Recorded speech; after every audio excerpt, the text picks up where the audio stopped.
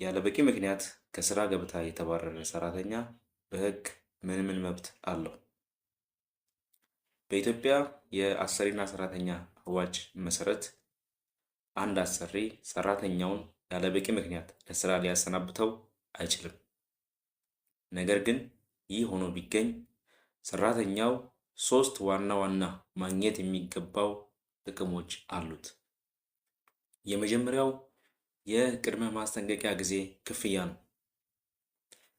ሁለተኛው የአገልግሎት ክፍያ ነው።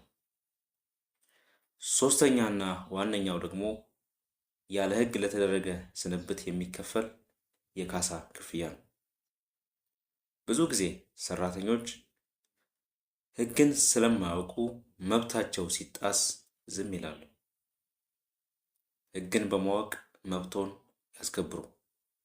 ለበለጠ መረጃ ቻናሉን ሰብስክራይብ ያድርጉ። አመሰግናለሁ።